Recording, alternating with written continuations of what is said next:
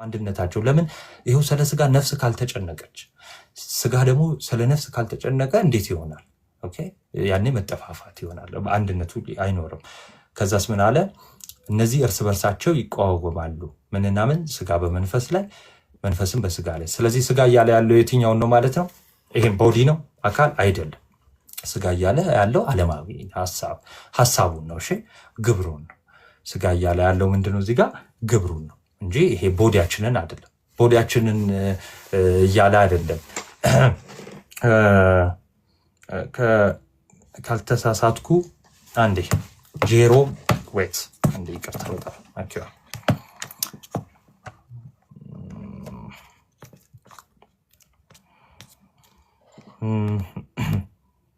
ያ እሺ ገላትያ 3 እንትን ሲል ኮመንት ሳያደርግ ጄሮ ያልተሳሳትኩም ጄሮ ነፍስ መሀል ላይ ትቆማለች። ከዛ በኋላ ነፍስ መሀል ላይ የምትቆም ናት። ከዛ በኋላ የስጋ ፈቃድ ይኖራል። ከዛ ደግሞ የመንፈሳዊ ፈቃድ ይኖራል። የመንፈስ ፈቃድ የሚለው ምንድነው? በቅዱስ ዮሐንስ አፈወርቅ አፈታት ጽድቅና ኃጢአት ማለት ነው። ኦኬ የስጋ ሐሳቦች የሚባሉት ኃጢአቶች ናቸው። መንፈሳዊ የሚላቸው ደግሞ ጽድቅን ነው። ከዛን እንግዲህ ወደዚህ ወደ ጽድቅ ካመዘነች ከጽድቁ ጋር አንድ ከመንፈሱ ጋር አንድ ሆና ትቀጥላለች።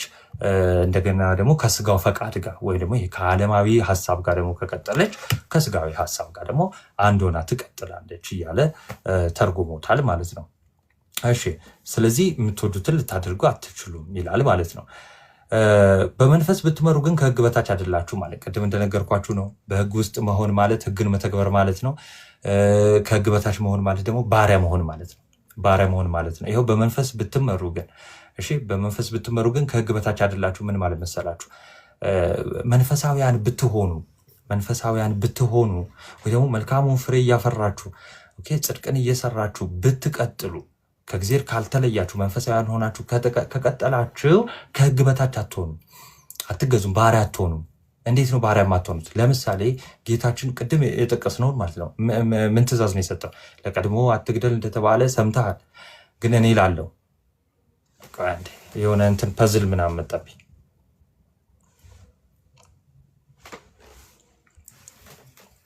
ስለዚህ ምን አለ ጌታችን? ምን ሰጠ? ለምሳሌ ለቀድሞ አትግደል ተብሏል።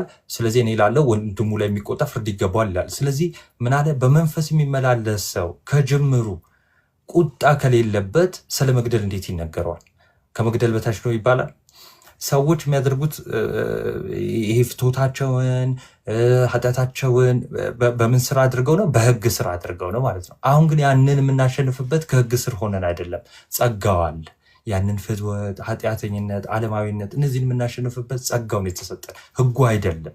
ሰዎች ግን ወንጌል ጸጋው እስኪመጣ ድረስ ወይ ደግሞ ወንጌል እስክትሆን ድረስ እስከ አዲስ ኪዳን እስከ ክርስቶስ መምጫ ድረስ ግን በሞግዚት ስር ነበሩ። ኦኬ ተገዝተው ነበሩ። ስለዚህ ከሕግ በታች ማለት ምን ማለት ነው? በሕጉ ይደረግብሃል ማለት ነው። በሕጉ ይደረግብሃል ማለት ነው። ስለዚህ ከፍርድ በታች ከእርግማን ታች አይደላችሁ። በምን ብትመላለሱ? በመንፈስ። እንዴት ነው በመንፈስ የሚመላለሰው? የተሰጠውን ትእዛዝ በመከተል ማለት ነው።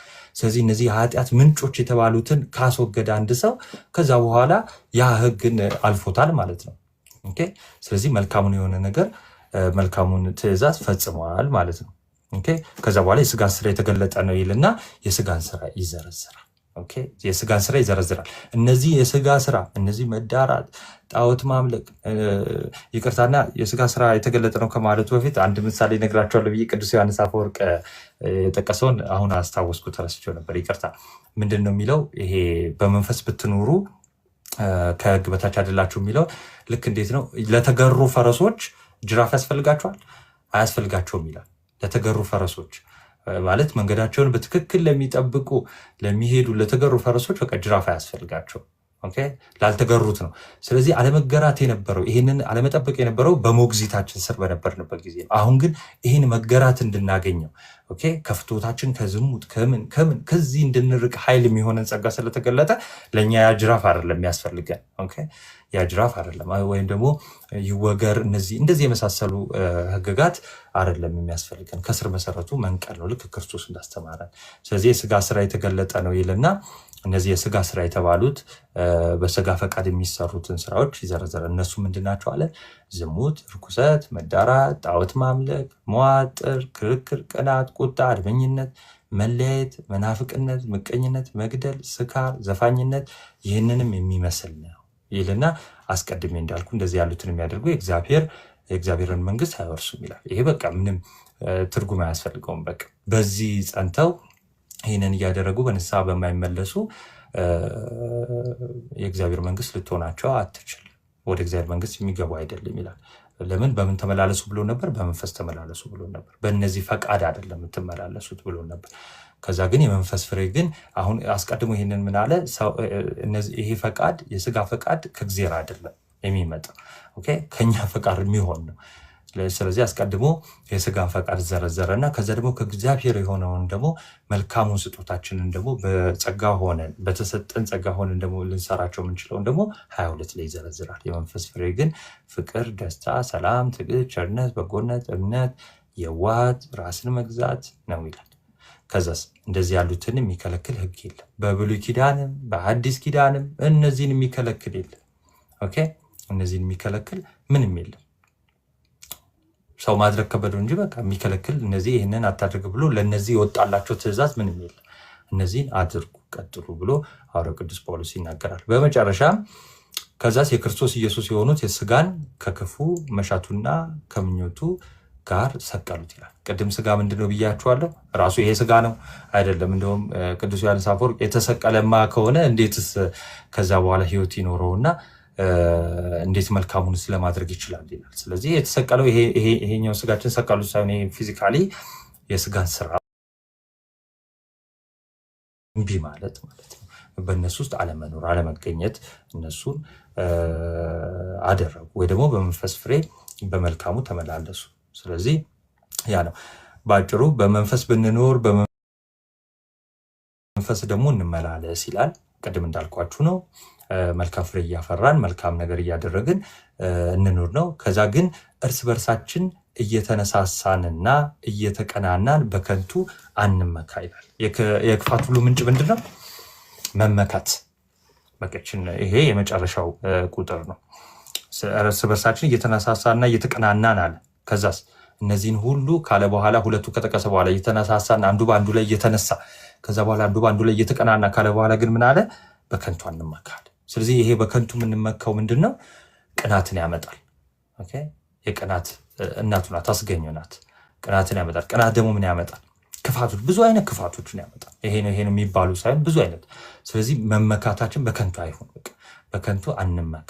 ከዛ ቅናት ይመጣል። ቅናት ደግሞ ክፋትን፣ ከዛ አንዱ ላይ እየተነሳሳ አንዱ ላይ መመቀኛኘት ይጀምራል። ለዛ ነው መጀመሪያ ምን ብሎ ነበር? እንዳትጠፋፉ አለ። እንዳትጠፋፉ ያለው እሱ ነው። እኔ ከፈጠንኩባችሁ አላቅም። ይቆያል። እግዚአብሔር ያክብርልን። አኪዋ ደግሞ የሚጨምርበት የሚያስተካክለው ካለ ይቀጥል። ሚውት ነው። አሜን። ቃል ያሰማልን። ናቱሻ ቆንጆ ነበረ። ገላትያ ምዕራፍ 5 እንግዲህ ጥሩ አድርገህ ቀለል አድርገህ አቅርበኸዋል። የአይሁዳውያን ችግር የነበረው ይሄ የሚታይ ምንድነው? ጠላው ላይ በጣም የመመርኮዝ ነገር ይታይ ነበረ። ጊዜ ቢሆን ቅዱስ ጳውሎስ ያደርግ የነበረው ምንድነው? ጠላውን ያስጠላቸዋል። ጠላውን የሚያስጠላቸው ግን ባዷቸውን እንዲቀሩ አልነበረም። እነሱ የሚመስላቸው እሱ ነው፣ ባዷቸውን የሚቀሩ የሚመስላቸው። የዕብራውያን መጽሐፍም የመጽሐፉ ምክንያት ይኸው ነበረ። ይዘው ተሸክሙት የቆዩት ነገር መጣል ያለበት ነገር ይጣላል። በነገራችን ላይ ምን ሆኖ ሲመጣ ጠላ ነገር ብቻ ሆኖ ፍጻሜን የሚፈልገው በአካሉ በክርስቶስ ሲሆን ጠላውን የሚያስጠላቸው አካሉን ለመስጠት ነው፣ የተሻሉን ለመስጠት እና ብዙዎቹ አይሁዳውያን ግን በመገረዝ ላይ ብቻ እየተመኩ ኃጢአትን እንደማይሰሩ እያስመሰሉ እንደዚሁ ብቻ በውስጥ የማድረግ ነገር ነበረ ትልቁ ችግራቸው። የመገረዝ ከዛ በኋላ ኃጢአት እንደማይሰሩ የማስመሰል ያልተገረዙትን ኃጢአተኛ እያሉ ከመሳሪ የዘለለ ነገር ብዙም አይታይባቸውም ነበር እና ግን እንግዲህ ሕግን ይዘው እየተገረዙም እንደዚህ የሚሉትን ሰዎችም ኃጢአተኛ ሲባሉ የኖሩ አሕዛብንም ጭምር ሁሉ ግን ከኃጢአት ባርነት ነፃ የሚወጣ ግን የእግዚአብሔር ጸጋ ተገልጦ ነበረ በክርስቶስ ኢየሱስ በኩል። ስለዛ ይህም ጸጋ ደግሞ ሲገለጥ በሕግ በኩል አልተገለጠም እና ያ ጸጋ ከመጣ በኋላማ ነው እሺ አብረው አጠፋኸዋ ፓፓ። ኧረ እኔ ትልቁ ላይ ላረግህ ነበረ። እንዴት ይቅርታ ወንድማቸው። ኧረ በድንግል ችግር የለም። እሺ ሞዴሬተር ሞዴሬተሮቹም እየሰሩ ስለሆነ ቆይ አንተም ሞዴሬተሮችም እኩል እያደረጋችሁ ስለሆነ ክላሽ አረገ ትላለህ። እና ጳውሎስ የሚለን ምንድን ነው? በቃ የእግዚአብሔርን ጸጋ የተቀበለ ነፃ የወጣ ሰው ነው። ከዛ ከተቀበላችሁ ጸጋ የተነሳ የስጋ ፈቃድን ከቶ አትፈጽሙ። አሁን ቅድም እንደተባሉም የስጋን ፈቃድ ከቶ አትፈጽሙ። ስለዛ የስጋ ፈቃድን እየተውን በመንፈስ ልንመላለስ ይገባል ነው። ስድስተኛው ምዕራፍ በነገራቸው ያው የስጋ ፈቃድን እየፈጸመ የሚኖር ካለ የእግዚአብሔርን ጸጋ ተቀብሉ። ግን እንደ ስጋ ፈቃድ እመላለሳለሁ ካለ አንድ ሰው ይሞታል፣ ይሞት ዘንድ አለው የእግዚአብሔርን መንግስት አይወርስም። በመንፈስ የሚመላለስ ከሆነ ከነዛ ኃጢአቶች የሚርቅ ከሆነ ግን እርሱ የእግዚአብሔርን መንግስት ይወርሳል። ስለዛ በምልአት ያገኛል ማለት ነው። ልክ ጴጥሮስም እንደሚናገረው የእግዚአብሔርን መንግስት በምልአት ያገኛል። እና ምዕራፍ 6 የእሱ ባይዚህ አሁን ኦልሞስት እንደማጠቃለያ ነው። ምዕራፍ 6 ያው እንደሚታወቀው እንደማጠቃለያ ነገር ነው። ግን አሁን ስትሬት ትምህርት ስለነበረ ሰዎችንም ማርከም ሊሆን ስለሚችል በቃ እንግዲህ ምዕራፍ 6ን ቀጣይ ትሄድበታለህ። ያን ያህል ብዙ ሰዓት የሚወስድ አይደለም። እውነቱን ለመናገር ቀለል ተደርጎ በ10-15 ደቂቃ ውስጥ እየተነበበ ብቻ ሊታለፍ የሚችል ነገር ነው። ያው ዋናው ሀሳቦቹ ኮንሰፕቶቹ ሁሉ ስለተነሱ እስከ ምዕራፍ 5 ድረስ ኦልሞስት ራፍሊ ትንሽ የሚኬድበት ነገር ነው። ግን እረፍት ያድርጉና ወይ ቀጣይ ቀን ሂድበት ምናምን። ቴንኪው እግዚአብሔር ያክብርልን ናቱ። ሻኪዋ አሁን እነሱ አላሉ። እስኪ ኮመንት ይጻፉልን። ደከመሽ እንዴ ፓፓ? እንትን ይላል እንጂ ኦልሞስት ወደ 50 ደቂቃ ምናምን ስላስተማርክ አንድ ሰው ለ50 ደቂቃ ተምሮ አሁንም ድጋሚም ልማር ካለ ከባድ ነው። እያረፉ ይሻላል እንዳናበዛባቸው በሚለው ነው። ይሄ በጣም እንትን ይበል ወደ ውስጣቸው በደንብ ሲንክ ያርገላቸው ምናምን። ያ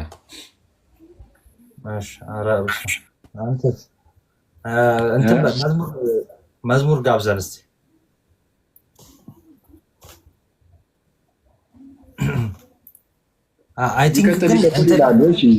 ራፍሊ ሊድበት ወይ ይቀጥል ይላሉ ብዙ ትንሽ ደቂቃ 10 ደቂቃ ብቻ በቃ። እሺ 10 ደቂቃ እንሂድበት። ንግለቱ አንዴ መጽሐፍ ቅዱስ አንዴ ቆይ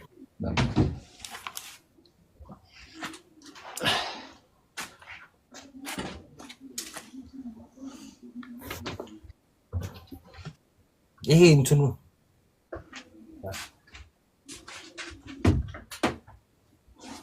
ምን አልከኝ ናቱ? አይ እንትኑን እያስተካከልኩት ነበር ገዝቶ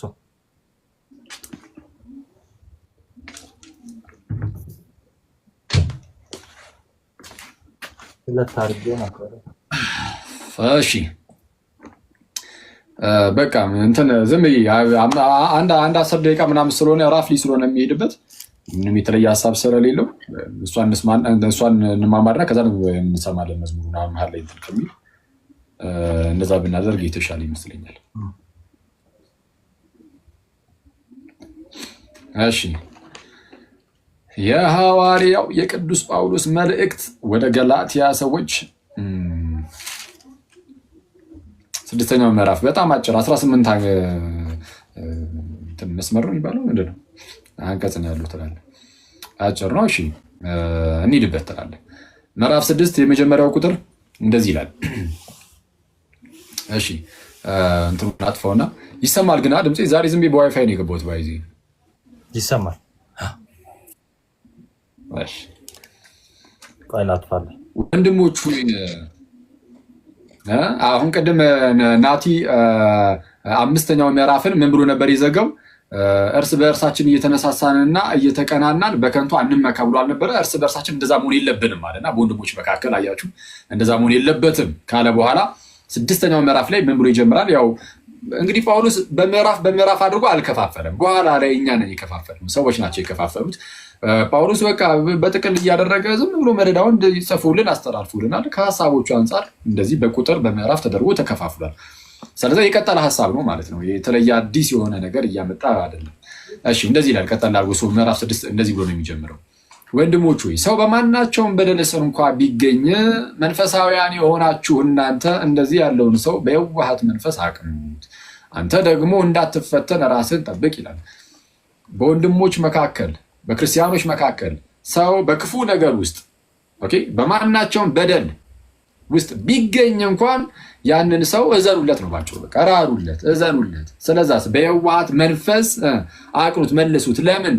በበደል ውስጥ የሚገኝ ከሆነ ያ ሰው ድንገት የሆነች ሰዓት ላይ በደል ሰርቶ የተመለሰ አይደለም። ራሱ በበደል ውስጥ የሚገኝ ነው ያለው። በበደል ውስጥ ምንድነው ቢገኝ ነው ያለው። ስለዛ በበደል ውስጥ የሚገኝ ሰው መጨረሻው ምንድነው? ጥፋት ማለት ይጠፋል።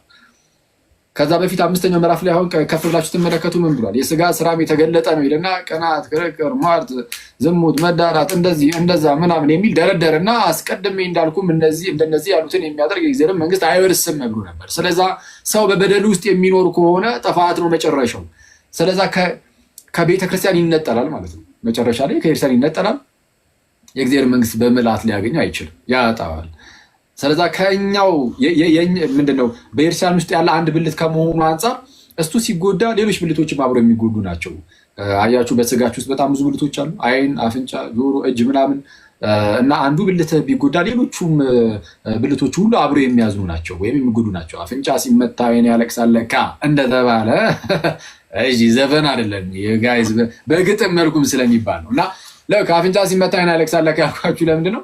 የአንዱ ብልት መጎዳት ለሌላኛውም ለቅሶ ነው፣ ጉዳት ነው። ለዛ ነው ቅዱስ ጳውሎስ አሁንም በዚሁ በመጀመሪያ ቆሮንቶስ መልእክቱ ምዕራፍ 12 ላይ የአንዱ ብልት መጎዳት ለሌላውም ጉዳት ነው ብሎ ይናገራል። ስለዛ ምንድነው ከመካከላችን አንዱ ወንድም የሆነ በበደል ውስጥ ከተገኘ ያንን በየዋሃት መንፈስ ማቅናት ማለት በበደል ውስጥ እንዲቀጥል ማበረታታት አይደለም፣ ወይም በቃ ይቀጥልበት ማለት አይደለም። እንደዛ እንዳለ እዛ አንደኛ ቆሮንቶስ ምዕራፍ 5 ላይ ኢቭን የተለየ ሰው ራሱ አለ በበደል ውስጥ ሆኖ ጸጥ ያሉትን ሰዎች ሲወቅሳቸው ምን ያለን ቅዱስ ጳውሎስ ለምንድን ነው ጸጥ የምትሉት? እንደዚህ አይነት ሰው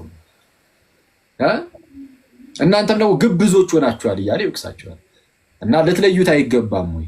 ስለዛ አሁን ምንድነው ግን አሁን በበደል ውስጥ ሲሆን ግን ያንን ቢያደርጉ ራሱ ከፍቅር የተነሳ ነው። በነገራቸው ላይ ጳውሎስ እዛ ጋር እንደዛ ያለው ለምንድነው? ልክ ሲለዩት ያ ሰው በንስሐ ይመለሳል፣ መንፈሱ በዛን ቀን ትድን ዘንድ ብሎ ነው ራሱ የተናገረው። እስቲል እንድትድን ነው። ለምን? ያ ሰው ልክ ሲለይ በንስሐ ይመለሳልና። ስለዚህ አሁን በየዋሃት መንፈስ አቅኑት። እንደዚህ አይነት በበደል ውስጥ የሚገኝ ሰው ሲሞላ አቅኑት አለ። ከተጣመመ ተጣሞ የእግዚአብሔር መንግስት መውረስ የለም ይጠፋ ዘንድ አለውና ማለት ነው። እሺ ምን አለ? አንተ ደግሞ እንዳትፈተን ራስህን ጠብቅ። ሌላውን ሰው አቀናለሁ ብለህ አንተ ራስህ ደግሞ በዛ ውስጥ ተሰነካክለ መውደቅ የለብህም። ስለዚህ ራስን እየጠበቁ ሌላውን ማቅናት ይገባል። ምንድነው? ጠንካራ የሆነ ሰው ነው ሌላውን ሰው ሊያግዝ ሊረዳ የሚችለው። አንተ ራስህ ከእርሱ ጋር በተመሳይ በደል ውስጥ ብትገኝ፣ ለምሳሌ ወንድማችሁ በዛ በደል ቢገኝ አይደል ያለው፣ አንተ ራስህን በዛው በደል ብትገኝ፣ በዛው በተመሳይ በደል ብትገኝ ያንን ወንድም ልታቀና አትችልም። ያንን ወንድም የምታቀና አንተ ደግሞ በክርስቶስ ኃይል ጠንከር ብለህ ትገኛለህ። ስለዛ አንዳችሁን በዚህ መልኩ ራሱን እየጠበቀ አንድ ሰው ሌላውን ደግሞ ሊያቀና ይገባል። በየዋሃት መንፈስ ከፍቅር በመነጨ መልኩ ማለት ነው። ከእናንተ እያንዳንዱ የአንዱን ሸክም ይሸከም እንዲሁም የክርስቶስን ሕግ ይፈጽም ይላል። ከእናንተ እያንዳንዱ የአንዱን ሸክም ደግሞ ይሸከም። ዝም ብሎ በግል የመሮጥ ብቻ አይደለም ክርስትና፣ አንዱ የአንዱን ሸክም እየተሸከመ እንደዛ ነው። እና እንደዚሁ ደግሞ የክርስቶስን ሕግ ፈጽሙ ይላል። ጌታችን ኢየሱስ አንድ ትልቅ የሆነ ሕግ ሰጥቶናል፣ እርስ በእርሳችሁ ተዋደዱ። ስለዛ መዋደድህ ደግሞ የሚታየው በስራ ነው፣ በስራ የሚገለጥ ነው። ዮሐንስ በመልእክቱ ይህንን ይናገራል። ወንድሙን የማይወድ ቢኖር እግዚአብሔርን አይወድም የምትል ይህች ትእዛዝ አለችን ብሎ ነበር ራሱ ዮሐንስ በመልእክቱ።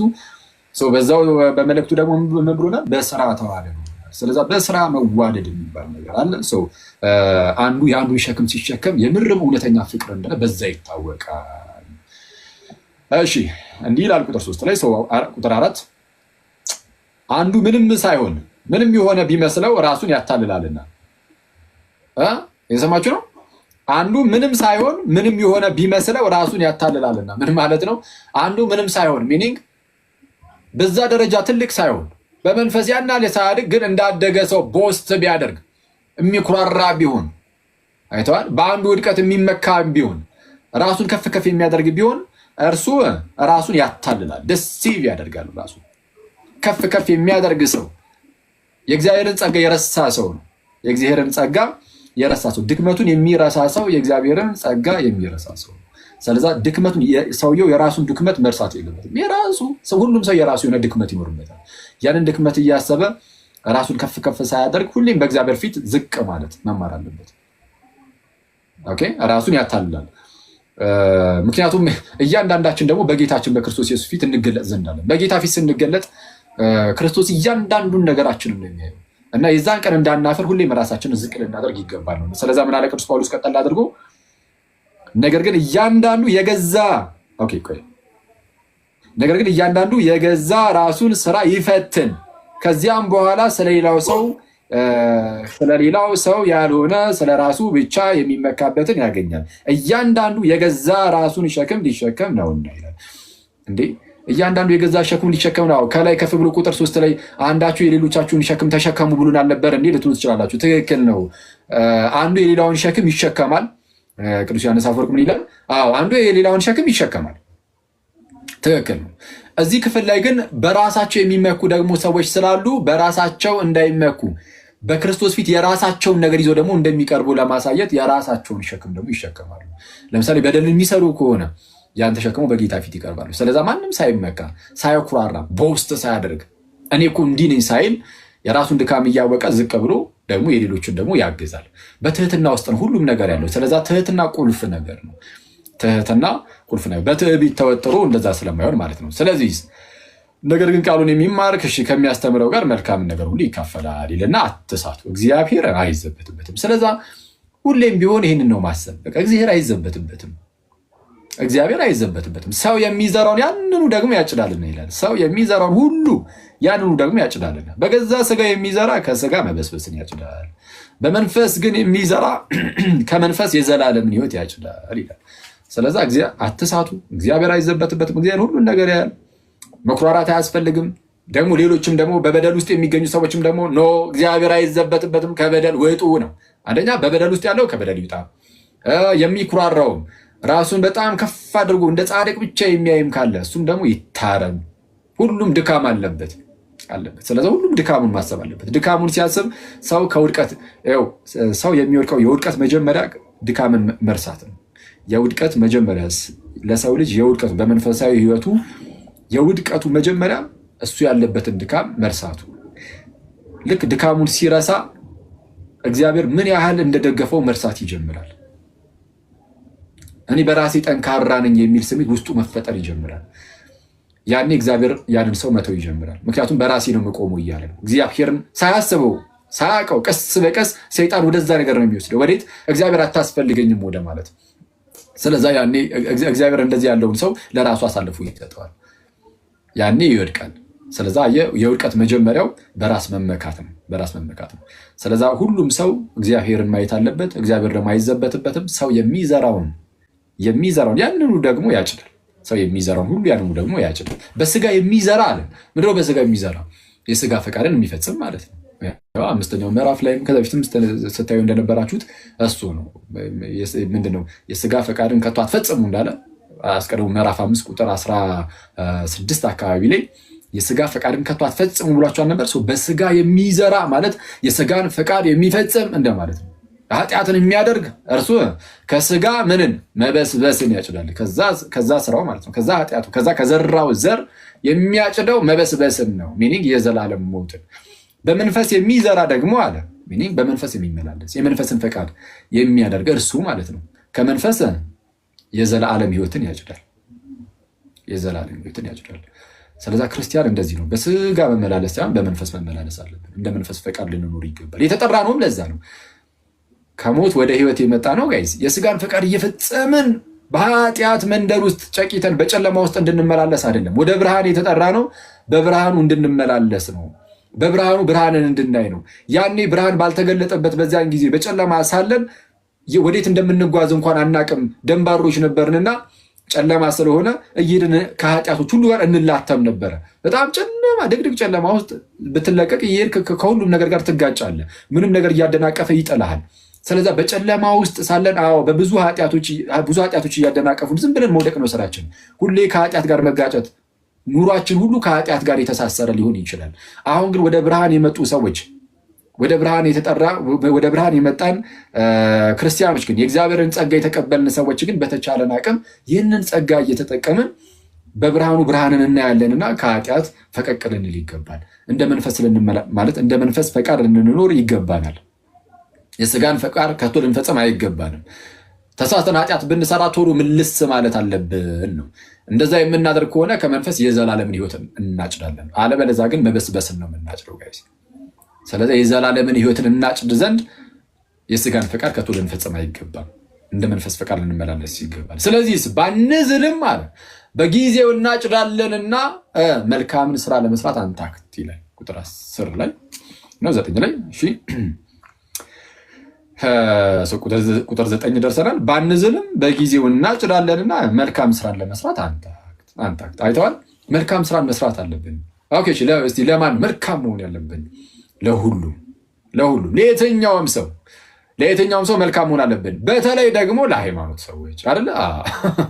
ለሃይማኖት ሰዎች ደግሞ እጅጉን መልካም መሆን አለብን። ከብዙ አንጻር የሚያገናኘን ነገር ስላለ የሃይማኖት ሰዎች ሲሆኑ ወይም በቤተክርስቲያን ውስጥ ያሉ ሰዎች ሲሆኑ ብዙ ነገር ነው የሚያገናኘን። እንዴ በአንድ አካል ውስጥ ያለን ብልቶች ነን። ስለዛ ከዛ አንጻር ለሃይማኖት ሰዎች ደግሞ በጣም ትልቅ እንክብካቤ፣ ትልቅ መልካምነትን ልናደርግ ይገባናል። ምን አለ ቅዱስ ጳውሎስ? ባንዝልም በጊዜው እናጭዳለንና መልካምን ስራን ለመስራት አንታክት። እንግዲያስ ጊዜ ካገኘን ዘንዳ ለሰው ሁሉ ይልቁንም ለሃይማኖት ቤተሰቦች መልካም እናድርግ። ለሰው ሁሉ ይልቁንም ለሃይማኖት ቤተሰቦች መልካምን እናድርግ እንዲህ ብሎ ይናገርና ከዛ በኋላ ፍቅሩን ይገልጽላቸዋል። ምን ብሎ? ቁጥር 11 ደረስን። ጨረስን ማለት ነው ጋይዝ።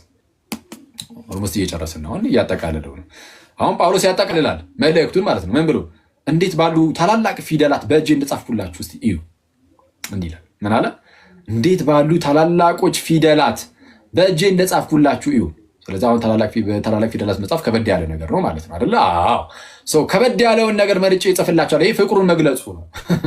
ፍቅሩን መግለጹ ለእነርሱ ያለውን ይሄ በጣም እንደው አሳቢነቱን ፍቅሩን ምናምን የሚገልጽ ነው። በስጋ መልካም ሆኖ ሊታዩ የሚወዱ ሁሉ እንድትገረዙ ግድ አሏችሁ።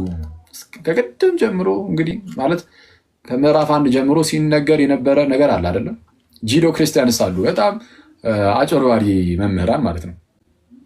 ጂዶ ክርስቲያንስ ናቸው። ከአይሁድ ወደ ክርስትና መጥተው የሚያናውጡ የእግዚአብሔርን ጸጋ በሕግ የሚገኝ እያስመሰሉ የሚያስቀምጡ፣ ሕግን ከጸጋ ጋር እኩል አድርጎን ለማስቀመጥ የሚሞክሩ። በሕግና በጸጋ መካከል ግልጽ የሆነ ልዩነት አለ። አለቅ አይደለ? በሕግና በጸጋ መካከል ያለው ልዩነት እስቲ ምንድን ነው? በሕግና በጸጋ መካከል ያለው ልዩነት ምንድን ነው? ትልቁ ልዩነት ምን መሰላችሁ? ሕግ ይሄን አታርቅ፣ ይሄን አታርቅ፣ ይሄን አታርቅ፣ ይሄን አታርቅ፣ ይሄን አድርግ፣ ይሄን አድርግ፣ ይሄን አድርግ ይላል። ከዛ በቃ እንደዚህ ነገሩን ብቻ ነው የሚነግረን። እንደዚህ አታድርግ፣ እንደዚህ አድርግ፣ ይሄን አታድርግ፣ ይሄን አድርግ፣ ይሄን አታድርግ፣ ይሄን አድርግ ይለና ከዛ በኋላ ሕግን ብቻ የተቀበለው ሰውዬ ማለት ነው። አሁን ጸጋ አልተቀበልም ያ ሰው። ይህንን ሕግ ብቻ የተቀበለ ሰው ይሄን አታድርግ፣ ይሄን አታድርግ፣ ይሄን አታድርግ፣ ይሄን አድርግ፣ ይሄን አድርግ የተባሉ ሁሉ መፈጸም አይችልም። በቃ አታድርግ ከተባለ ውስጥ የሆነ ነገር ይስታል። ልክ በሳተ ቁጥር ግን ሕግ ምን ያደርጋል? ይመጣና ይኸው አታድርግ የተባልከውን አድርገሃል፣ ስለዚህ ኃጢአት ሰርተሃል። ስለዚህ ኃጢአት በሕግ ይታወቃል የሚለው ጳውሎስ ስለዚህ ነው። በነገራችን ላይ ኃጢአት በሕግ ይታወቃል። ለምን? ይኸው ሕጉ አታድርግ ይልሃል። አታድርግ ያለህን ግን ታደርጋለህ። አታድርግ ያለህን አይሁዳውያን ሕግን ይዟል፣ ግን እነሱ ራሳቸው ሕግን አይፈጽሙም ያለው ጳውሎስ ስለዚያ ነው። ራሳቸውም ሕግን አይፈጽሙም። ሕጉን የያዙ እንጂ ሕግን የሚፈጽሙ እኮ አይደሉም። ስለዚህ ሕግ ምንድን ነው ከተባለ በቃ አታድርግ የሚል ነው። ጥሩ ነው። ይሄ አሁን ቅዱስ ነው። ይሄ ሕግ ቅዱስ ነው፣ ከእግዚአብሔር የመጣ ነው። አትበደል የሚለው ትክክል ነው። አትዘሙት የሚለው ቅዱስ የሆነ የእግዚአብሔር ሕግ ነው። አትግደል የሚለው ቅዱስ የሆነ የእግዚአብሔር ሕግ ነው። መንፈሳዊ ነው ሕግ ራሱ። ግን ምንድነው በቃ ትእዛዝ ብቻ ነው የሚሰጥ። ጸጋ ጋር ስትመጣ ግን ይሄ ሕግ አታድርግ ሲል ነበር። ጸጋ ልክ ሲመጣ ግን አታድርግ የተባሉ ነገሮችን ሁሉ እንዳታደርግ ኃይል የሚሆንህም ጭምር ነው። ለዛ ነው ሰዎችን ሁሉ የሚያድን የእግዚአብሔር ጸጋ ተገልጧል ይልና ይህም ጸጋ ኃጢአተኝነትና ዓለማዊ ምኞትን ክደን የተባረከውን ተስፋችንን እርሱም የታላቁ አምላካችንና የመድኃኒታችን የኢየሱስ ክርስቶስን ክብር መገለጥ እየጠበቅን እግዚአብሔርን በመምሰል ሕይወት ራስንን በመግዛት እንድንኖር ያስተምረናል አለ። ምን? ያ የተቀበልነው ሰዎችን ሁሉ የሚያድነው የእግዚአብሔር ጸጋ። አይታችኋል ልዩነቱም በጸጋውና በሕጉ መካከል ያለው ልዩነት ይሄ ነው። ሕግ እንደ ሞግዚት ሆኖ በቃ መጥቷል። እምነት እስኪመጣ ድረስ በእምነት በኩል ጸጋን ስለምንቀበል ማለት ነው። እና ሕግ ሁሌም አታርግ ብቻ ነው። ምንም አቅም አይሰጥህም። አለቅ በቃ አታርግ የሚለውን ህግን ብቻ ተሸክመ ኃጢአትን በሰራ ቁጥር ጭራሽ የሚከስህ ነው ህግ። ጸጋ ግን ኃጢአትን እንዳታደርግ ከኃጢአት ባርነት ተላቀ ክርስቶስን በመምሰል ህይወት ውስጥ ከፍ እያልክ እንድታደርግ የሚያደርግህ ነው ጸጋ። እና እነዚህ ጂዶ ክርስቲያንስ ግን ህግ ላይ ብቻ የሚንጠለጠሉ የእግዚአብሔርን ጸጋ የረሱ አይነት ሰዎች ነበሩ። እና እነሱን እነዚህን ሐሰተኛ መምህራንን ጳውሎስ በተደጋጋሚ ይወቅሳቸዋል። በገላትያ ውስጥ በጣም አደገኛ ነገር በቃ አደገኛ መታወክን ያደርጉ ነበር፣ ያውኩ ነበር እየገቡ። ስለዛ ጳውሎስ ሲነቅፋቸው ራሱ አይተናል። እንዴት እንደዚህ በፍጥነት ከክርስቶስ ወንጌል እንዴት እንደተለያችሁ እደነቃለሁ እስኪል ድረስ።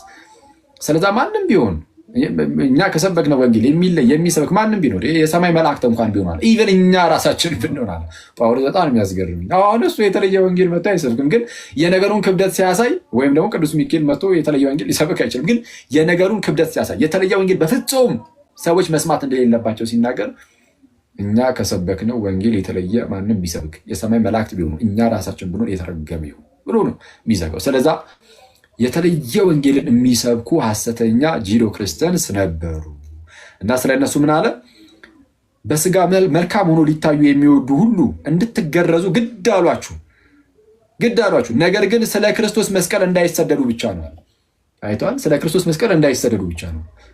አረ እነዚህ የተገረዙ ናቸው ተብሎ ከሱ የተነሳ ብቻ እንዲተርፉ እንጂ የክርስቶስ መስቀል ግድ የማይላቸው ዝም ብሎ ብቻ ይሄ አንድ ጊዜ ለተቀበሉት ወግ ብቻ ህግ ብቻ የሚታተሩ ያ ህግ ፍጻሜውን እንዳገኘ እንኳን ያልገባቸው ያልተረዱ አይነት ሰዎች ናቸው። ስለዚህ የክርስቶስን መስቀል የሚያክፋፉ ናቸው።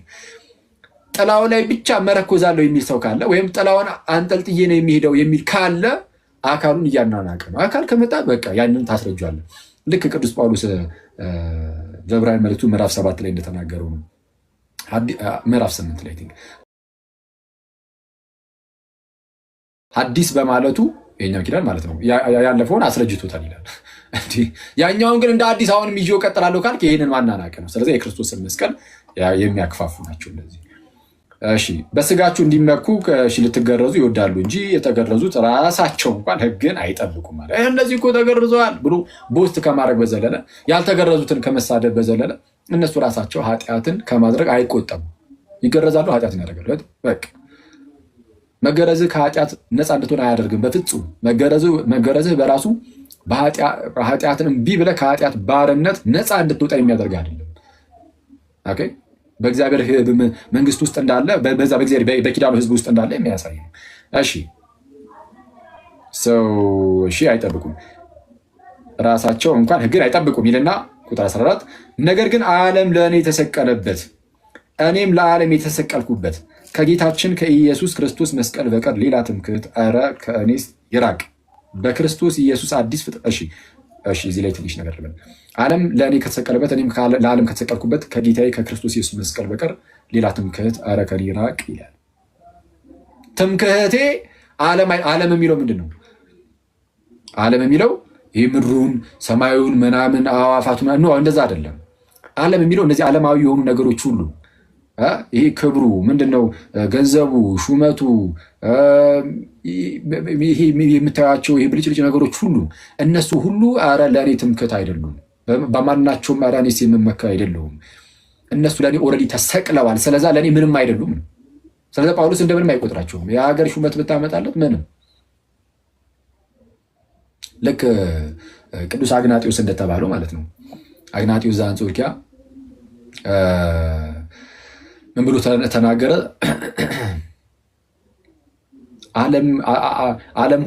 በዓለም ሁሉ ላይ ንገስ ብባል እንኳን ነው የሚለው። በዓለም ሁሉ ላይ ንገስ ብባል፣ ዓለም ሁሉ የአንተ ይሁን ብባል እንኳን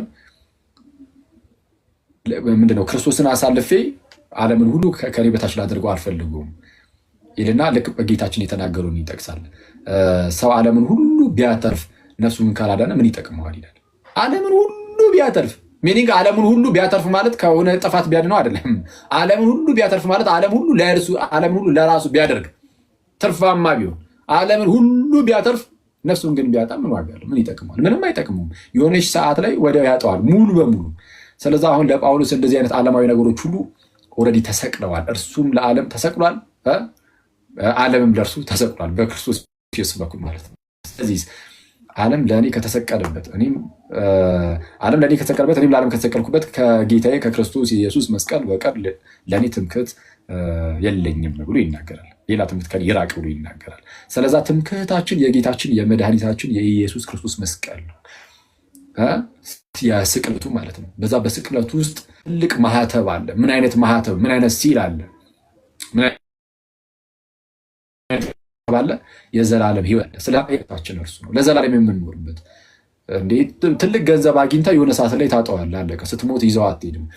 ግን ለዘላለም የምንኖርበትን ግን ነገር ግን ሰጥቶናል። እርሱ የክርስቶስ መስቀል ነው። ሰው በክርስቶስ መስቀል በኩል ነው ለዘላለም የሚኖር ነው። እንደዚህ ያለ ሀብት ከየትም አይገኝም ጋይስ። እና በዚህ ሀብት ነው የምንመካው እንጂ ምድራዊ በሆነው ሀብት ልንመካ አይገባም። እሺ ስለዛ ምን አለ? በክርስቶስ ኢየሱስ አዲስ ፍጥረት መሆን ይጠቅማል እንጂ መገረዝ ቢሆን ወይም አለመገረዝ አይጠቅምምና። ስለዛ የምንመካው ስለተገረዝን ነው። ሰው ስለተገረዘ መመካት የለበትም። አይሁዳውያን ራሳቸው ቦስት ያደርጋሉ። እኛ የተገረዝን ነው አይደለም። በቃ ስለተገረዝክ አይደለም። በክርስቶስ ኢየሱስ አዲስ ፍጥረት መሆን እርሱ ይጠቅማል።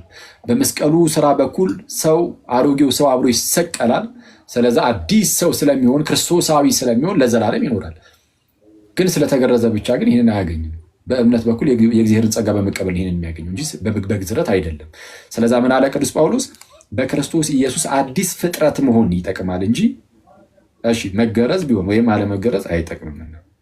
መገረዝም ተገረዝክ አይ በቃ ምንም የሚጠቅም ነገር የለም። አይ እኔ እኮ አልተገረዝኩም ይጠቅመኝ ይሆን ነው? አይ ስላልተገረዝኩም ምንም የሚጠቅም ነገር የለም።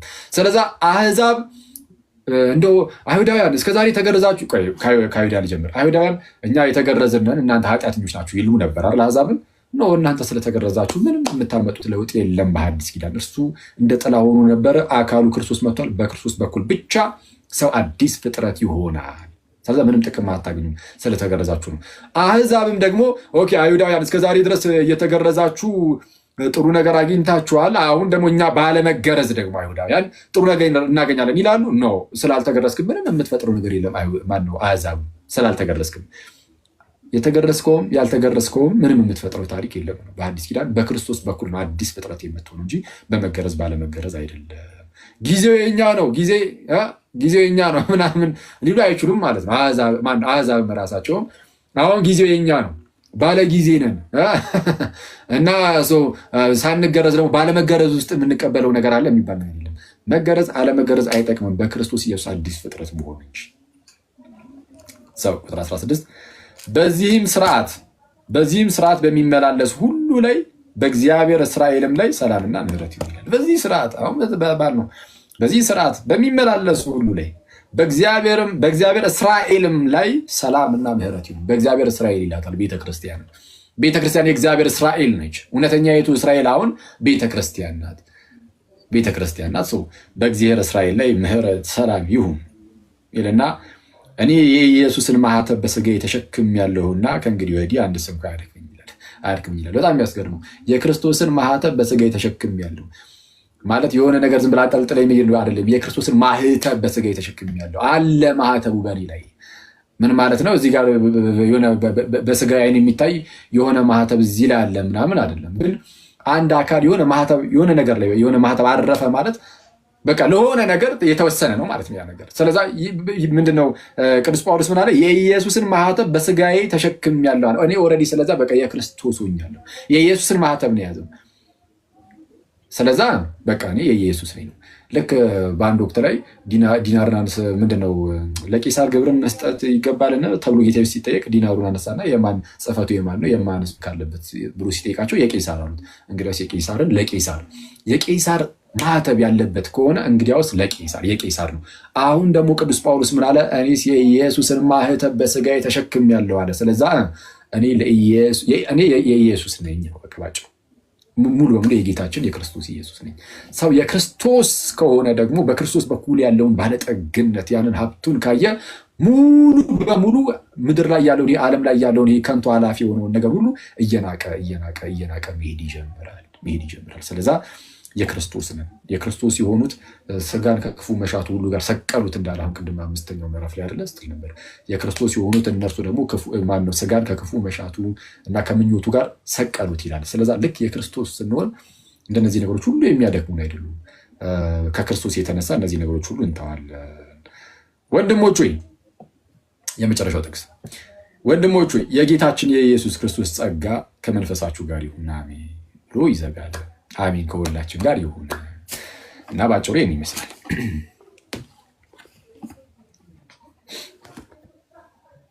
አሜን አሜን። ቃሉት ያሰማልን። ደስ የሚል ነበር። እግዚአብሔር ያክብርልን። የመጨረሻው ደግሞ ደስ የሚል ልትወጣ ነው እንዲህ ምናምን ብያለሁ። እኔ ደግሞ እንዴ ስትሰናበተኝ መጨረሻ ላይ የጳውሎስ ስንበት ነው። አይ ደስ ይላል። እግዚአብሔር ያክብርልን። እስቲ በቃ መዝሙር ጋብዘና ባይዘዌ ግን ከመዝሙሩ በፊት የሆነ ነገር ልናገር አኪዋ በዛውም የምትለው ካለ ማለት ነው። አሁን እዚህ ውስጥ ያላችሁ ክርስቲያን ምን አልከሽ?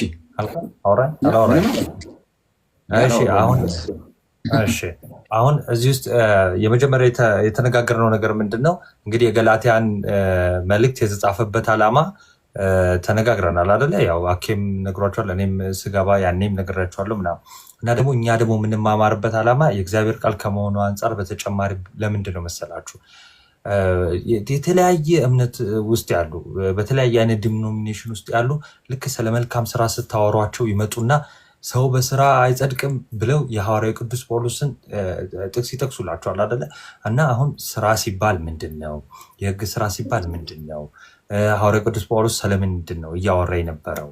ዓላማው ምንድን ነው የሚለውን እንድትረዱና ለሚያነሱላችሁ ጥያቄ በቅንነት እንድትመልሱ ይረዳችኋል። እሺ አሁን ይህን መማራችሁ ስፔሻሊ ጋላትያን መማራችሁ ይጠቅማችኋል። የህግ ስራ ምንድን ነው? እሱ አይጠቅምም ያለው ሰው አይጸድቅም በህግ ስራ ያለው ምንድን ነው? ይኸው ግዝረት ምናምን እንደሆነ አይተናል ነው ወይስ መልካም ስራ? ይኸው ዛሬ አኪም የሄደበት 5ም ቢሆን መልካም ስራ ደግሞ ምን እንደሆነ አይተናል። ስለዚህ ይህንን በደንብ ያዙት፣ አንበቡት። ቤታችሁ ደግሞ ስትገቡ ስለነበረን ቆይታ አምላካችን ስም የተመሰገነ ይሁን።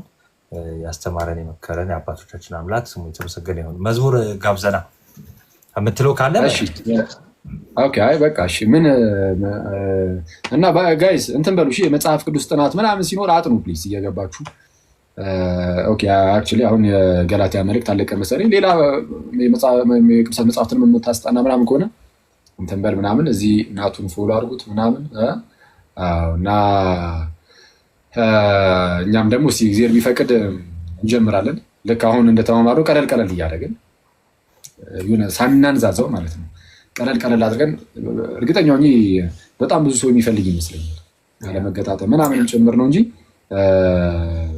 የመጽሐፍ ቅዱስ ጥናት ሁሉም ሰው መጽሐፍ ቅዱስ ማንበብ ይፈልጋል። ግን በቃ አንብቤ አይያዝልኝም ጭንቅላቴ ውስጥ ወይ አይገባኝ ምናምን እያለ ስለሆነ የሚተው አስቡ። የመጽሐፍ ቅዱስ ጥናት በደንብ በሰፊው በደንብ ሁሌም እንደዚህ ቢለመድ ቢጀመር ምናምን ሁሉም ሰው ታትሮ ነው የሚማረው። እርግጠኛው መጽሐፍ ቅዱስን ሁሉም ይወዳል እና ስለዛ እንደዛ እናደርጋለን። ስለዛ የመጽሐፍ ቅዱስ ጥናት የሚሰጡ ወንድሞች ምናምን ተከታተሉ ምናምን በርቱ። እሺ ቻርጀር ልሰካ ሊዘጋ ነው። አንድ መዝሙር እንስማና እሺ በቃ እንለያይ።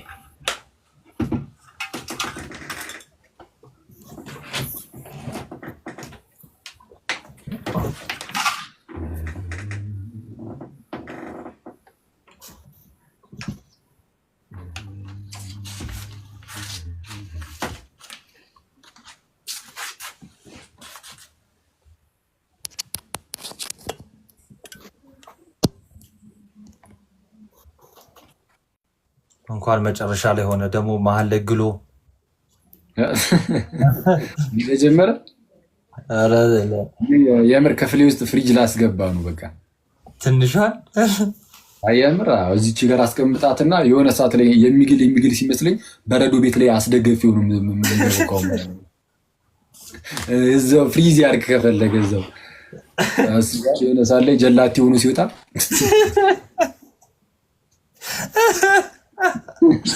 ካሜራ ለማጥፋት አስበዋል፣ እምቢ ብሎ በረዶ ሰርቶ አስበዋል። ካሜራ ልታጠፋ ፈልገ ከባድ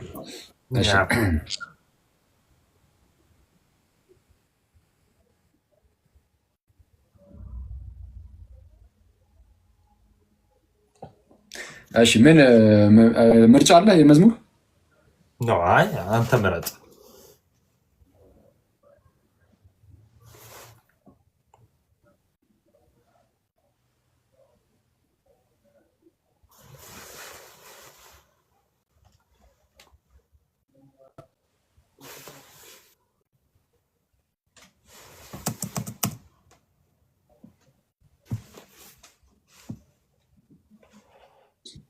እሺ እሺ እሺ እሺ እሺ እንትን ልበላ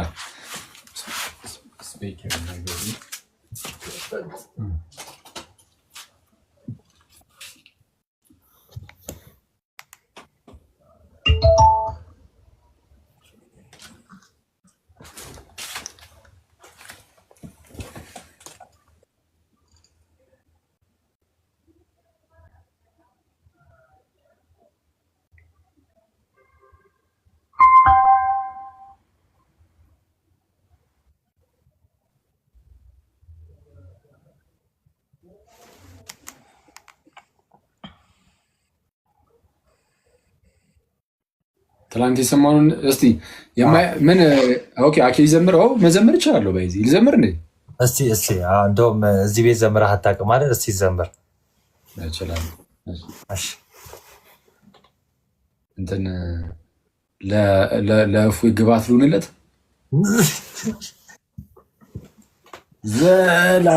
ዘላብለኪ ያለ ይሁን። እስቲ እሺ ትቀልዳለህ። ዘምሬ አውቃለሁ በነገራችን ላይ ታውቃለህ። በፊት አሁን አልዘምርም ኦፍኮርስ፣ ግን በፊት ዘምሬ አውቃለሁ። አሁን አንድ ጉዲን የማስታውሰው ቴሌግራም ላይ ቲክቶክ ምናምን ከመምጣቴ በፊት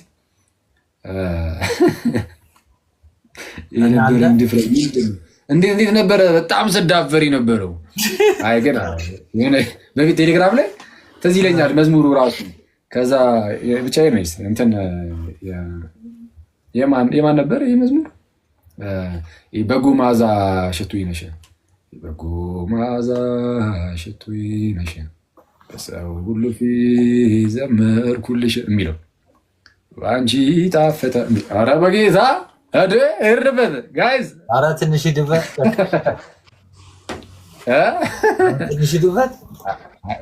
አራኔ በጣም የዘማሪ ፋንት ወልዴ ነው።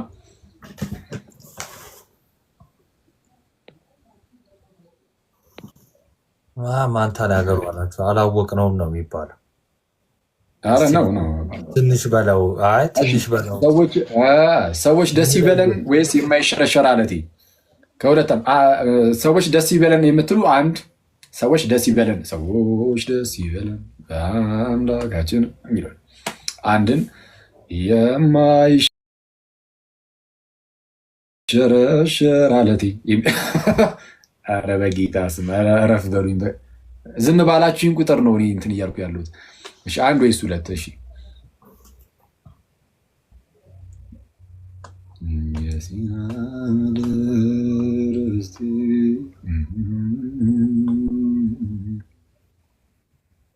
አንድ ነው በብዛት። አይ ቆይ እስኪ ሁለት ነው መሰለኝ። እንዴት ነው የምናውቀው? ፓፓ አንድም ሁለትም ተናጨ። ሁለት ነው ያው ሞስት ሴንት ቱ ይላል። ገብቷል። 400 ሁለት ነው። እሺ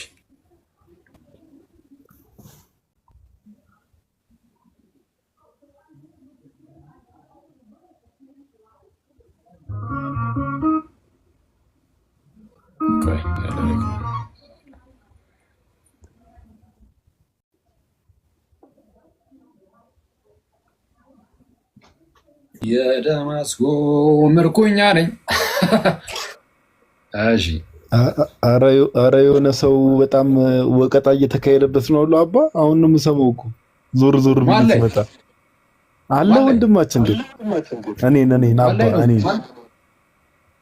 እኔን አንተን የምታወራው ወንድሜ እኔን ማን ነው እንዲህ ምንድን ነው? ምን አይነት ቪዲዮ ሰርተህ ነው? እኔ እኮ አሁን ነው የምሰማው ጉድ። ምን ተፈጠረ አባ? አይ ቆይ ላስደነግጥ ነበር ላይቭ ላይ። ኧረ አንተ ሰውዬ በእናትህ እንዲህ ደግሞ አንተን በአንተ ምክንያት ጀማውም አብሮን የሚወቀጠው እኮ ከመቼ ፈርሳቸው እነዚህ ሰዎች ግን ወንድምነት። ኧረ እኔ ያው ከማክበር አንጻር ነው ወንድማችን። እኔ እኮ ወቀጠኝም አቡ ብቻ ነው የሚወቅተኝ። ኧረ እንዲህ ደግሞ የአቡ ሀሳብ ስማ፣ ኮመንት ላይ እያየሁት ነበርና አቡ የጻፈው ኮመንት አንተ ሪፕላይ ካረኩ ኮመንት በጣም ይበልጣል ላይኩ ራሱ ያንተ ቪዲዮ ላይ አስበው። ኦኬ እሱ ላይ ሪፕላይ ካረኩ ነው። እኔ ደግሞ ከቪዲዮ መስለኝ ከቪዲዮ ይበልጣል። አንተ ያማል እንዴ? አንተ ፌሚኒስቶች የሚኮሩበት ምርጡ ወንድማቸው እኮ ነው አቡ። ከባድ ነው ተጽዕኖ። አንተ ያማል። እሱን እንኳን ቆይ አንድ ቀን እሷን ቆይ ወይ እንላታለን በሙድ አቡን። እኔ የለሁበትም ራስን እንችላው ራሱ እንላታለን ይላል እንዴ? ትለዋለህ ብቻ። አቡ ማን ነው? እኔ የአፖስቶሊክ ሰክሴሽን ነው የማውቀው። አቡ ማን ነው? አንዳንዴ እንትን ነው አስቸጋሪ ነው። አንዳንዴ በጣም የዓለም ነገሮች አንዳንዴ እንትን ይላል። የክርስትና ነገር በጣም ሊያስረሱ ይችላሉ እና እንትን ካላለ በስተቀር ጥንቃቄ ካልተደረገበት በስተቀር በቃ በጣም አደገኛ ነው የትኛውም ነገር። አሁን ፌሚኒዝሙ ምናምን ብቻ ሳይሆን ኢቨን ፌሚኒዝምንም አጥብቄ ይቃወማለሁ የሚልም እንቅስቃሴ ሳይሆን እሱም ጥንቃቄ ይፈልጋል። ባባ አዎ ልክ ነህ። ያው ራሱ አለ። አይ እንትን ነው አትናቲያስ የሚለው ማይኩ ገብቶበት ነው። ቀጥል ጭስ። እሺ እና አዎ እንትንም ምንድነው ቤተክርስቲያን በጣም መስራት ካለባት ነገሮች ውስጥ በዚህ ጊዜ በቃ በተለይ አሁን የትዳር ላይ ምናምን በጣም ያናል ብዙ ያናል ስላልሰራን በባልና በሚስት መካከል ያለው ግንኙነት እንዴት ይሁን የሚለው ጉዳይ ላይ በጣም ስላልሰራን በሚያሳዝን ሁኔታ የተለያዩ ሰዋዊ ሀሳቦች እየመጡ በትዳር ውስጥ ያለውን ነገር እነሱ መወሰን ይጀምራሉ። ስለዚህ እንደዚህ ነገር እንዳይሆን ቤተክርስቲያን በጣም መስራት አለባት። ባሎች እንዴት መሆን እንዳለባቸው፣ ሚስቶች እንዴት መሆን እንዳለባቸው ምናምን ነገር እና ባለፈው ጽፌ ነበር ትናንት ነው ምናምን ባሎች በጣም አሁን ብዙ ጊዜ ኢትዮጵያ ውስጥ እየተለመደ አላውቅም እንግዲህ ሌላው ዓለም ላይ ካለ አላውቅም። እዚህ ውስጥ ስላለን ኢትዮጵያ ብለጽና በጣም ብዙ ቤት ውስጥ ባሎች ለምሳሌ እየሰከሩ የሚገቡ ሚስቶቻቸውን የሚደበድቡ ልጆቻቸውን የሚያስጨንቁ ምናምን ሊሆኑ ይችላሉ። አሁን እንደዚህ አይነት ነገር ይሄ አሁን በቃ ቤተክርስቲያን በጣም ኃላፊነት እንዳለባት ማሳያ ነው የራሱ እንደዚህ ነገሮች ጭራሽ እንዳይፈጠሩ ማለት ነው። ክርስትና በጣም ነው ይሄንን ነገር እንትን የሚሉ የሚቃወመው እና እስቲ ቪዲዮ እሰራለሁ አክቹዋሊ እዚህ ላይ እዛ ዲቤት ያደረገው ልጅ ላይ እንሰራበታለን። እሱ ያነሳው አንድ ነገር ስላለ ከእሱ ጋር ተያይዞ ትንሽ ነገር እንሄድበታለን እና እስቲ ኤኒዌይስ ቤተክርስቲያን ኃላፊነት አለባት ነው። ያ ቃሎት ያሰማልን። ለማንኛውም የዛሬው ቶፒክም እንዳይረሳ እናንተ ያስተማራችሁት ሰማ የጋዲ አገባብ ግን አያስቅም አለ። ኧረ ልታስቀጥቅ ሚራክል የሚባል ምን ያደርገው የጋዲ አገባብ ኧረ ልታስቀጠቅጠን ነው እንዴ? እሱማ ያው ቪዲዮን አይቶት መጡና ፈርቷል። መቀጥቀጣችን አይቀርም። እኔ እንደውም አንድ አኬንም የሚያውቀው ሰው በጣም የሚወደው ሰው በውስጥ አውርቶኝ፣ አረ አኬን እኔ ሲጀምር እኔ ራሱ ዲና ያድርጌዋለሁ እኔ አላውቀውም አኬ ማነው ብዬ ነው የመጣሁት። ኧረ ስቀልን ፋፋ። ኧረ ብሮስኪ በዚህ በቀላሉ አንዱ ሚራክል ምን አለኝ ከታች ሳያገባውን ስለ ትዳር ማውራት ምን ይሉታል እያለኝ አይከብድም እያለኝ ይከብዳል። ይኸው ነገር ያስኬዳል ይከብዳል። ያው ዝም ብለን ትንሽ ነገር ከተጻፈው አንጻር ነው የምናወራው ከኑሮ አንጻር አይሆንም ማለት ነው።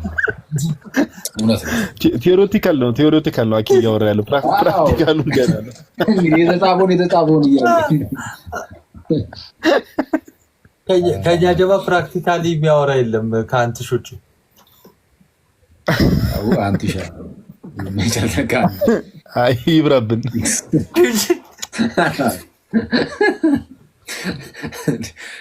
ጨዋታ ሊያስመጡን ነው እንደዚህ። እሺ ሰው በቃ ጨረስና ጋይስ ያ በቃ ጨርሰናል። እና እግዚአብሔር አክብርልን። አኪዋ በጣም ቴንኪዩ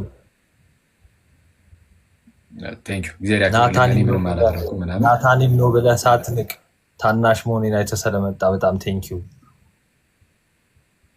ስለ ታናሽነት እናውራ ማለት ርዕሱ ይከፈት እንዴ? ትፈልጓለህ? ንገረኝ።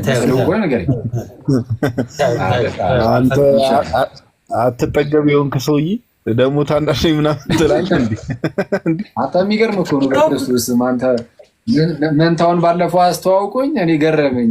ብቻ ብዙ አልሄድበት ይቅር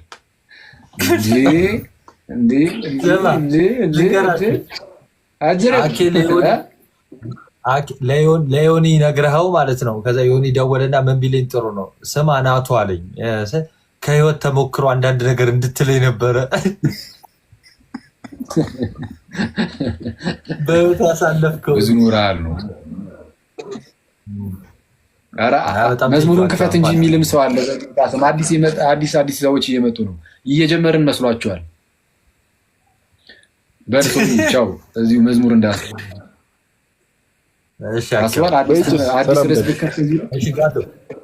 እና ለምን አከፍችም? ጋዲ ጩጬ ነው ሰዓቱ ገና። ለነገሩ ስንት ሰዓት? ምን ላይቭ ነው እንዴ? ለ5 ዛሬ ገብቼ ነበር እኮ ከ10 ሰዓት ጀምሮ የዛን ቀን እኮ ያንተ ነገር ይበቃኝ። ለሊት 7 ሰዓት ላይ ከፈተ የዛን ቀን ምን ሆነ? አቃይሽቶ ነው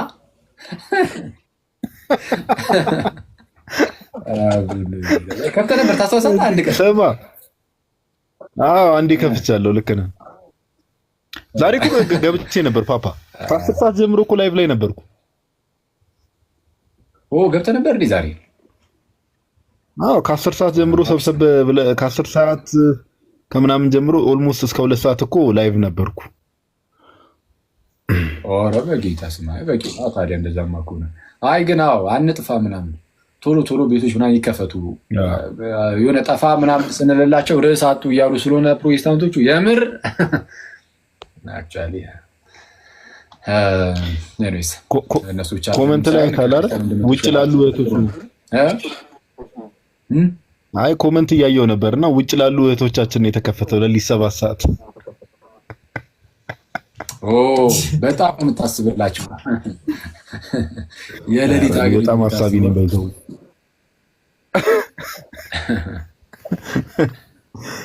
አንተ ሰው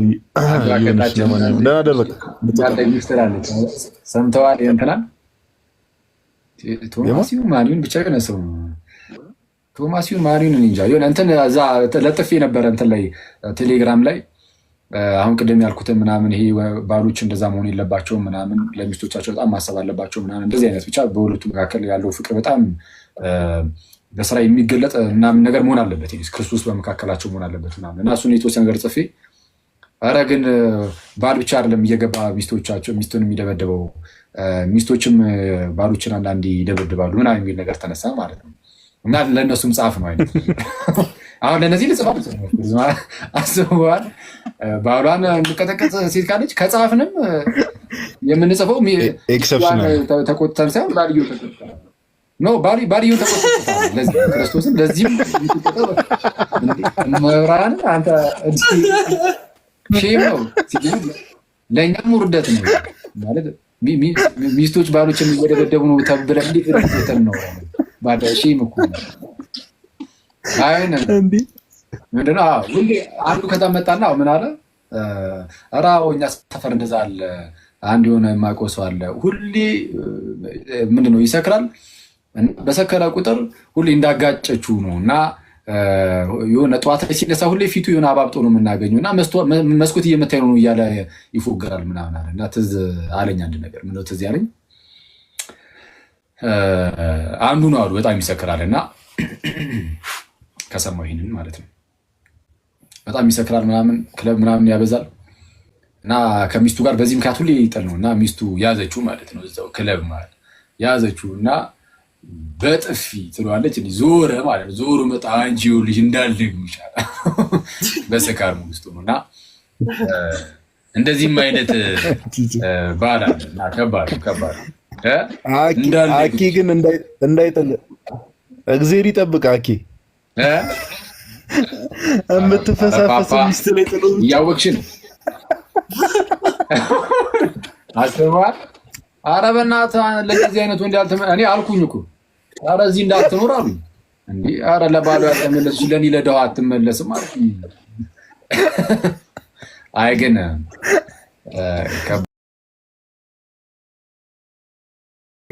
ሴት ካለች ማለት ምንም ልንል አንችልም። ዛሬ ትበለው እንደ አለንጋ አዘጋጅታም ተገርፎ ያላደገ ነው የሚሆነው ትግረፈው ትላለች እና አስቸጋሪ እንዴ ይሄ በጣም አስቸጋሪ እኮ ነው። ክርስቶስ ነው ይሄ በጣም እንዴ አሁን ይሄንን ምን ብለን የምታወራው ወተስ አሁን ይሄንን እንዲህ በጌታ ድረስ አለች ያሉ ነው ኮሜንት ላይ አለች የሚሉ ኮሜንቶች እያየሁ ነው።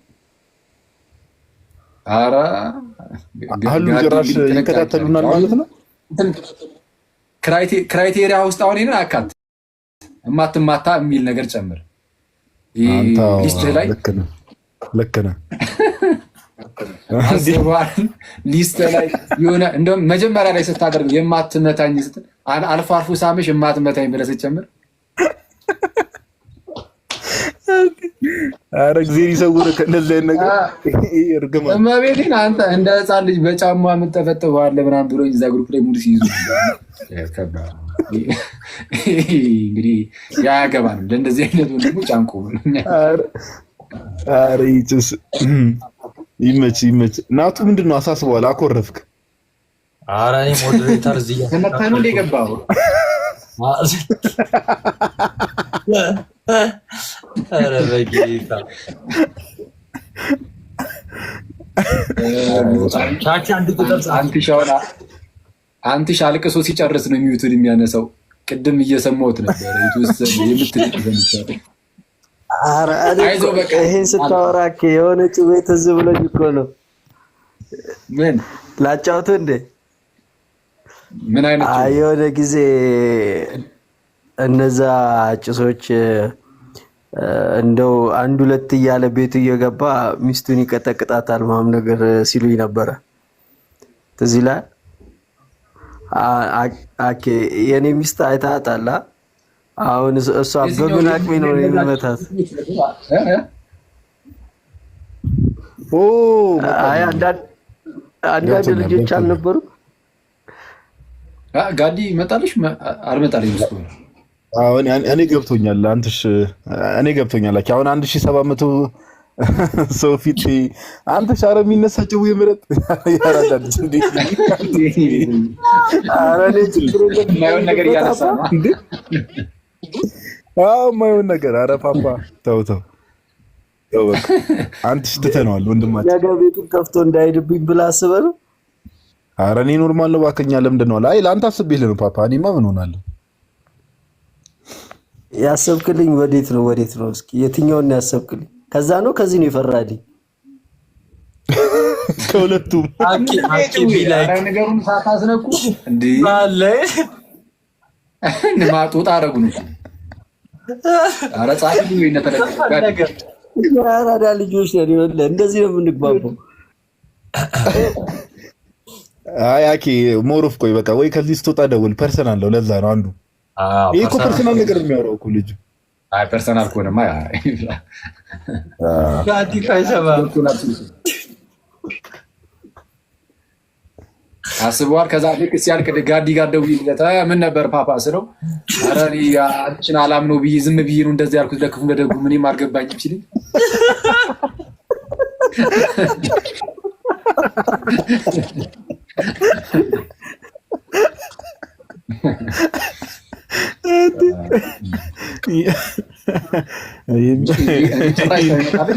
ገባ ነገር ምን እንደሆነ ግራ ገባኝ። እውነቱን ለመናገር እስኪ እናየዋለን። ኧረ እኔ ምንም ሳቢና ተይ እንግዲህ ሜንሽን እያደረግሽኝ አሁን ጋዲ ስለ ትዳር ሲወራ የሚሳቀቀው እኔ አልሳቀቅም። ገና ልጅ ስለሆንኩ ነው። ታውቅ ጭራሽ አንተ በጣም የሚሽኮረመመው ልጅ እኮ ነው የሚባለው ቲክቶክ ላይ ባይዘው ታውቃለህ። አኪ በቃ አንተ ያጋጠመ በቃ እንደዛ ነው። ማርያም አንተ ቆፍጠን በል እረፍ። መሽኮርመም የለብህም። መሽኮርመምህን አይቶ እንዳይመጡ ጫፎች እንዳያደርጉ። አይ ያው እኮ ያው ጋይስ ዛሬ ሉጣ ይብቃን አይደለም እኔ ሉጣ እናንተ አውሩ ቀጥሉ። እኔ ያው ብዙ ሰዓት ስለተቀመጥኩኝ ጋዲ ምናምን ደቅ ቤት ልሽ አውሩ ምናምን የማይቀጥለው በዚህ 1700 ሰው እንዴት ይበትናል እንዴ? ምንድነው የሚቀጥለው? ደግሞ የላኩልን እንዳታወራው እንዳታነበው የላኩልን መቼ ላክልኝ? እንዳታነበው እንዳታነበው እንደዚህ እርስ በርስ መፈራራት ጀመርን። ኧረ በጣም በቃ ሰዎች ያው እሺ፣ መልካም አዳር። እሺ ናቱ ለምን ደግሞ አትቆየው ትንሽ? ቻው፣ ሰላም ደሩ። ምን ይቆየ እንዴ? እስካሁን ሲያስተምር አልነበር እንዴ ፓፓ? መዝሙሩ ላይ እንትና አካውንቴ ዲአክቲቬት ሆኖ በባሌም በቦሌም ብዬ ነው የመለስኩት። እንዴ ትምህርት ቀረ የሚሉ ኮመንት ምን እንመልስላችሁ? እኔ እንደዚህ እባካችሁ አንዳንድ ሰዎች ቢያንስ ማለት ነው እኔ አንድ ምክር ልምከራችሁ ኮመንታተሮች፣ እመቤቴ ነው የምላችሁ ገና ስትገቡ ትምህርት እየጀመረ ነው ወይስ እያለቀ የሚለውን ነገር ለማጣራት ቢያንስ ታብታቡን ቼክ አድርጉት። ከላይ ታብታቡ ቁጥሯን አለ አይደል? ገና ቢያንስ ስትገቡ አትሊስት ታብታቡን ቼክ አድርጉት። አሁን 1.1 ሚሊዮን መቼስ ገና የተከፈተ ቤት ላይ 1.1 ሚሊዮን ሊሆን አይችልም። ሰው ባትጠይቁ እንኳን ታብታቡን ይዩት። እሱን እኮ ነው አትሊስት ጎረቤት መጠየቅ ካቃታችሁ ታብታቡን ቼክ አድርጉት። እንዴ ትምህርት ቀረ ይላል። ኧረ ጌታ ኢየሱስ እንደው አንዳንዴ እሺ ይሁን እንግዲህ በቃ እንትና እንገባለን ብለው ነበረ። ማነው እና ዮኒ አንተ ጋር ነው? አይ ለራሳቸው ጋር እንገባለን ብለው ነበረ። አንተ በዚሁ አትገባም እንዴ ታዲያ? እዚህ እንትኔ እያስቸገረ ነው። እዚህ ጋር ምንም አያመጣልኝም ለእኔ የሆነ የሉም ይሁን ገብተው ይሁን እኔ እንጃ። ኃጢአትህ እኮ ነው አይገርም? ጭስ በቃ ለማንኛውም ይመቻችሁ እናንተ ሰዎች፣ ታች ያላችሁ ሰዎች ምናምን ሰላም ደሩ። የሆነ ቤት እንግዲህ ዞር ዞር ስንል ካልተገናኘን በስተቀር አንተሽ ያረዳልች እንዴት አቅም አለ እንዴ ማዛግ? ምን አሁን ነው? ኧረ እዚህም ባይሆን ሌላ ቦታ እስኪ ኧረ እኔ እኮ እንቅልፍ እስኪወስደኝ የተገላበጥኩ ነው። እንቅልፍ እምቢ ብሎኝ ነው እንጂ በጌታ ስም እንቅልፍ አመሳተኩ ምናምን በፊት በቃ ስፔሻል ኬስ ካልሆነ በስተቀር እንቅልፍ አይወስደኝም። አንተ ቤትን ቀይር በቃ ና እንሂድ። እሺ እየሄድክ ለማንኛውም አገኛቸው ጭስ አሉ አይ ቲንክ ጋስት ምናምን ስላለ መሰለኝ ከፍተዋል መሰለኝ። ነው እሺ እንደዛ ከሆነ በቃ ይመቻችሁ። በቃ እሺ በሉ አልከፈቱም ነው አሚን ጋር ሂድ በቃ